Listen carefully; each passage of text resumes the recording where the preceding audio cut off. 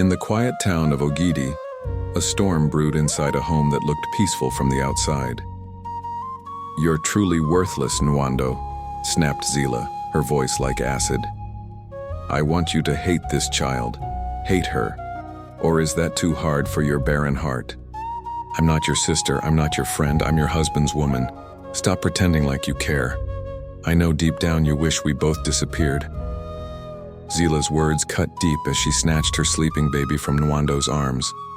Nwando sat frozen, her eyes full of tears, wondering how her life had turned into such pain. For over a decade, Nwando had tried everything to become a mother, doctor after doctor, prayer after prayer. But the womb remained empty. Her arms remained still, until her husband's betrayal brought Zila and her child into their lives. But instead of bitterness, Nwando found herself drawn to the baby. Her love for the little girl was pure.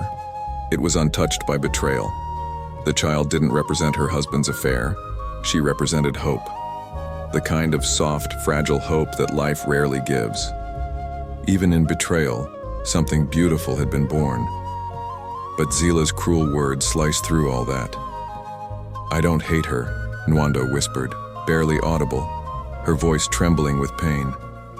"How can I hate an innocent child? She didn't ask to be born into this mess." From across the room, Zila laughed bitterly. "You're so pathetic, Nwando. You think being fake nice will make Ikemba love you again? He's mine now. This child proves it. You're just a piece of old furniture in this house. He keeps you around because he pities you." Nwando wiped her tears slowly. Then she looked up at Zila with eyes that no longer held sadness, only calm strength. "I may not be able to give birth," she said softly, "but I am not empty. My worth is not tied to a womb. And no matter how much you push, I won't let bitterness swallow me like it has swallowed you." She stood, her voice steadier now. "Chief isn't keeping me here out of pity. He needs me, more than you understand. And let's get one thing clear. You're in this house because I allow it." Zila's face twisted in rage. She hurled insults. Her fists clenched, but inside she burned with confusion. Why hadn't Chief kicked Nwando out already? She was barren, useless in Zila's eyes. Zila paced that night, her thoughts spinning. If kindness wouldn't move Nwando, then cruelty must. She had to make Nwando leave, no matter what it took. She stormed into Chief's room demanding, "It's me or her. Choose now." But Chief only offered her another house. "My wife belongs here," he said firmly. "You and the child will be taken care of elsewhere." Zila was furious. She wanted the house. She wanted Chief to herself. If she couldn't push Nwando out by force, then she would use fire. The next morning, while Nwando was in the living room chatting with Chief, Zila tiptoed into her bathroom. She rubbed fresh, burning Ada roto pepper all over Nwando's bathing sponge. She grinned as she crept out quietly. She knew Nwando had a major town event that morning, something she had prepared for weeks. Zila pictured her rival in pain, humiliated, unable to attend. She chuckled as she closed her bedroom door, pride swelling in her chest. Later that morning, Nwando went to bathe. She hummed, light-hearted, excited for the big event. But the moment the sponge touched her skin, a scream ripped from her throat. A burning pain like fire spread across her body. She dropped the sponge and stumbled back, gasping, her eyes wide with horror. Chief rushed in. "What happened?" Nwando couldn't speak. The pain was too much. Her skin burned and her eyes stung. Chief guided her out gently. Then he picked up the sponge. Red pepper seeds were stuck to it. He turned to Zila with fury in his eyes. "What is this? Did you do something?" Zila shrugged. "I don't know what you're talking about," but Nwando knew. There was only one person who could do such a thing. She said nothing, just sat quietly, trembling as the burn lingered for hours. Her skin turned red and raw. She could no longer attend the event. Zila stayed locked in her room that day, laughing softly to herself. Seeing Nwando suffer gave her a dark kind of joy. But even Zila knew one thing. If she wanted Nwando gone for good, it would take more than a pepper sponge. That night, she paced again. Another plan was forming. A bigger one. The next morning, Nwando was woken by the loud, helpless cry of the baby. She sat up, looked around. No sign of Zila. She rushed to the child and cradled her in her arms. "Hush now, little one." But the baby's cries only grew louder. Sharp, urgent, painful cries. Nwando began to worry. She carried the child from room to room, searching for Zila, but Zila had vanished. A few hours later, Zila returned home, expecting chaos. Instead, she found Nwando fast asleep on the sofa, the baby resting peacefully in her arms. But Zila had already made up her mind. She stormed in and yanked the baby away, then screamed, "What did you do to my daughter?" Nwando jolted awake, confused and alarmed. Zila tore off the baby's clothes, and on her soft skin were reddish hand marks, like the child had been slapped. She beat her. Zila cried out, "This wicked woman beat my baby." Nwando's mouth fell open. "No, I didn't." But Ikemba had already rushed in. He saw the marks. He saw Zila crying, and he looked at Nwando, eyes filled with pain. "What kind of woman are you, Nwando?" he asked, voice trembling. "Is it that hard to love my daughter? Why pretend when your heart is clearly full of hatred?" Nwando collapsed to her knees, shaking her head. "I swear I didn't touch her. I would never hurt the baby." But Ikemba stood still, torn between two women. Zila sobbed in the corner, clutching the baby tightly. He couldn't imagine Zila hurting her own child just to frame Nwando. Still, what he saw made no sense, so he made a decision. "Nwando, move into the guest room," he said coldly. "I can't share a space with a heartless woman." Tears filled Nwando's eyes. She had gone from wife to stranger in her own home. From that day, things changed. Ikemba stopped talking to her the way he used to. All his attention shifted to Zila, who moved into his bedroom, taking up Nwando's place. But Zila still wasn't satisfied. She didn't just want Nwando out of the room. She wanted her out of the house, out of Ikemba's life. Days passed. Zila turned the house into a battlefield. She knew Nwando found peace in cooking, especially preparing Ikemba's favorite dishes. So one evening, as Nwando was in the kitchen, carefully seasoning the stew, Zila sneaked in. She poured a full bottle of sour vinegar into the pot, then slipped out unnoticed. Later, Ikemba sat at the table, ready to eat. He took one bite and spat it out. "What is this nonsense, Nwando?" She stared at him, confused. He shoved the plate at her. "Do you want to poison me?" Nwando tasted the food. It was awful. Bitter. Rotten. She gasped. Ikemba stormed out of the dining room, furious. He vowed never to eat her food again.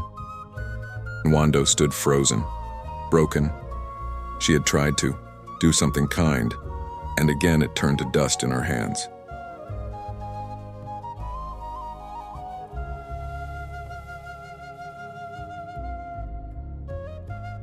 She began to regret everything.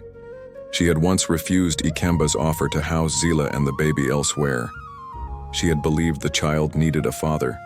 She thought kindness would heal the cracks. Now she was drowning in regret. That night, Nwando sat in the darkness of her room. Her heart was heavy. She remembered all the kindness she had shown to Zila, all the sacrifices, all the quiet patience. And now, the woman she once welcomed like family had turned into her destroyer. But still, Nwando didn't give up her soul. One evening, she planned to host her small prayer group, the only thing that gave her comfort. She set the table with tea and snacks, trying to hold on to dignity. Zila walked into the kitchen, pretending to help. When Nwando stepped away, Zila swapped the sugar with salt. The women arrived, smiling and warm. They sipped their tea, and their faces twisted in disgust. "Is this a joke?" one asked. Nwando's cheeks flushed red. She apologized again and again, tears stinging her eyes. Zila stood in the corner, barely hiding her laughter. But that wasn't enough for her. While the prayer was going on, Zila blasted loud rap music from her room. The whole house shook with sound. The holy songs were drowned in noise. Nwando ran to turn it off, embarrassed beyond words. Her guests left early, whispering as they walked out. Nwando stood at the door, trying to smile, trying not to cry. Each day, Zila's wickedness grew deeper. She was like a snake in the house, striking from the shadows. And yet, Nwando never fought back. But Zila wasn't done. One morning, she took Nwando's toothbrush, used it to scrub the bathroom toilet, and put it right back. The next day, Nwando used it and complained of a strange, bitter taste in her mouth. Zila smiled and said, "Maybe your mouth is just full of lies." Nwando said nothing. She threw the toothbrush away silently, hiding the new one where Zila wouldn't find it. Another day, Zila poured bleach into Nwando's laundry bucket. When Nwando took her clothes out to dry, her favorite dresses were ruined, bleached in, patches torn at the seams. One of them was her late mother's wrapper, the one she wore during her wedding. Now it was destroyed. Still, Nwando said nothing. But inside, she was breaking. In the corner of her room, Nwando sat holding the torn remains of the wrapper her late mother gave her before passing. It was the last thing she had of her. Now, ruined. Bleach, stains covered the once beautiful fabric. Nwando broke into sobs, clutching the cloth to her chest. "How can someone be this wicked?" she whispered. She locked herself inside her room. Her thoughts spun like a storm. Every insult, every lie, every cruel trick Zila had played on her. They all returned like echoes in her mind. "Why does kindness always bring me pain?" she cried softly. "Have I not suffered enough?" But as her tears fell, something shifted in her heart. A quiet flame began to rise. She could no longer let Zila destroy her peace. Not with revenge, not with hatred, but with truth. One morning, Nwando was getting ready for a business meeting when the housemaid ran in, panicked. "Madam, the baby. She's burning with fever." Zila had left early that day. Nwando quickly dialed her number. No response. Without wasting time, she carried the child into her car. "I won't let anything happen to you," she whispered, sweat on her forehead as she drove fast toward the hospital. Halfway there, she noticed the brakes weren't working. Her heart raced. She pressed harder. Nothing. The car swerved wildly on the road. A sharp turn, a tree, a crash. The sound of metal and glass tore through the quiet morning. Nwando's body slammed forward, only stopped by the seatbelt. The baby, strapped in the back seat, wasn't so lucky. Paramedics arrived minutes later. Nwando was pulled from the wreckage, bruised and barely conscious. The baby lay limp. No sound, no breath. They were both rushed to the hospital. Doctors worked for hours. Nwando survived, but the child didn't. When Ikemba and Zila arrived, the hospital air was thick with sorrow. Zila's wailing echoed through the hallway. "She killed my baby," Zila screamed. "She did it out of jealousy." Nwando, weak and bandaged, lay on the hospital bed. "I would never hurt her," she whispered. Tears rolled down her cheeks. "I loved her like my own." Ikemba stared at Nwando with disbelief and heartbreak. "How could you let this happen?" he asked, voice cracking. "How could you be so reckless?" His words struck deeper than any injury. Zila leaned into the pain, feeding it with poison. "She's been planning this," Zila shouted. "She couldn't stand the fact that I had what she didn't. A child." Nwando closed her eyes, tears slipping down her temples. The weight of grief and false blame pressed down like a mountain. Days passed.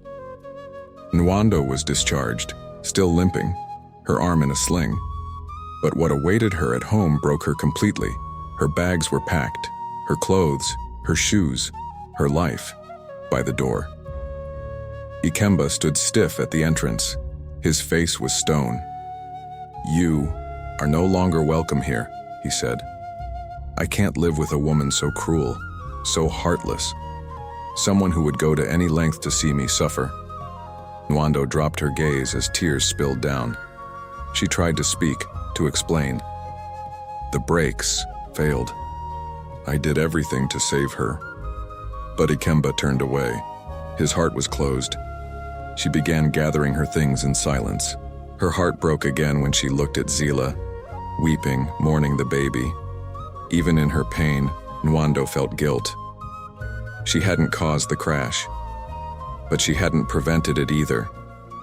As she picked up the last bag, Nwando paused. She remembered something. I forgot something inside, she said. Please, let me go get it. Ikemba hesitated, then nodded.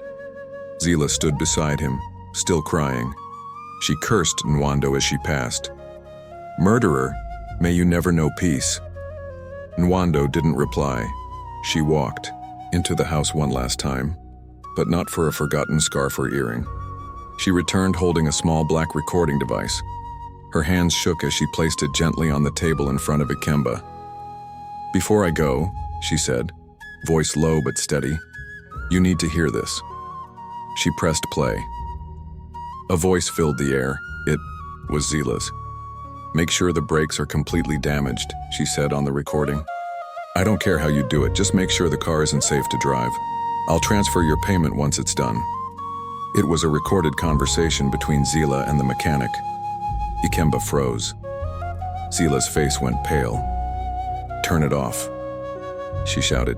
That's fake, it's not real. But it was too late. Ikemba turned slowly toward her. You did this? He asked, his voice trembling. You sabotaged the car? Zila opened her mouth, but no words came. Ikemba stepped back, the weight of it all hitting him at once. You killed your own child, he whispered, horror spreading across his face. Zila fell to her knees, her sobs shaking her body. Ikemba, I didn't mean for this to happen. I just wanted Nwando gone, she cried, trembling. I never thought, not the baby, not like this. But it was too late. Ikemba's face was hard as stone. Leave my house, he said. Now!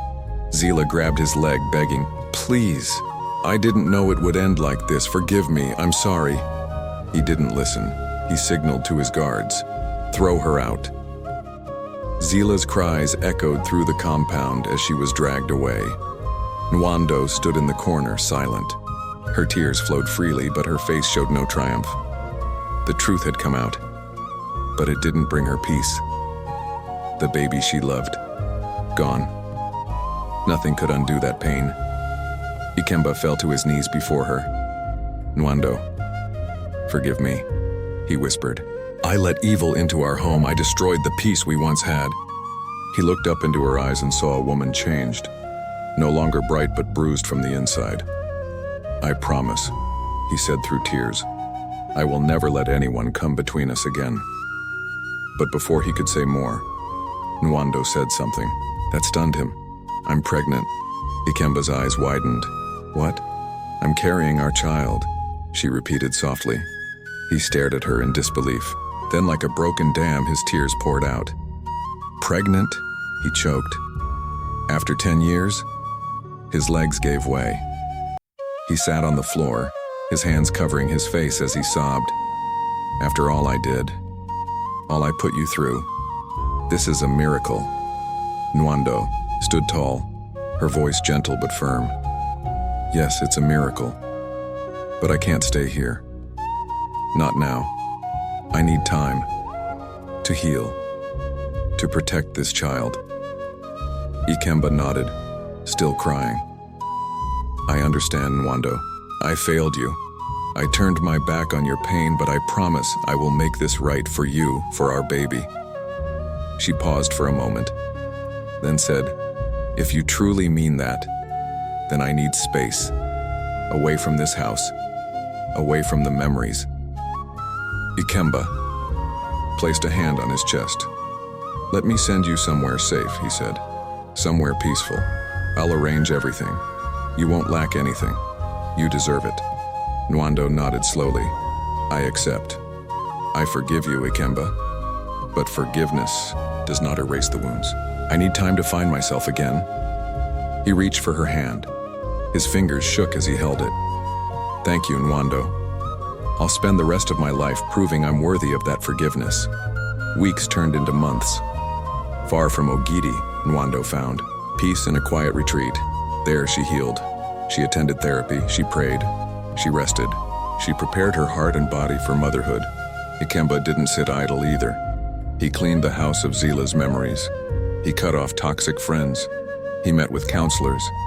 He wrote Nwando heartfelt letters every week, updating her on his growth, his regrets and his hope. When the baby came, a beautiful, healthy boy, Nwando cried in joy. She held him close, kissing his tiny forehead. For the first time in many years, her heart felt light, full, complete. 1 month later, she agreed to let Ikemba visit. He walked into the room, and the sight of her, glowing, holding their son, brought him to his knees. He wept. "Thank you, Nwando," he whispered. "Thank you for giving me a second chance. Thank you for this child, this miracle." She looked at him, eyes soft but steady. "This is your second chance, Ikemba. Don't waste it." "I won't," he said. "I swear it." Together they began planning a new beginning, not to erase the past, but to build something better from it.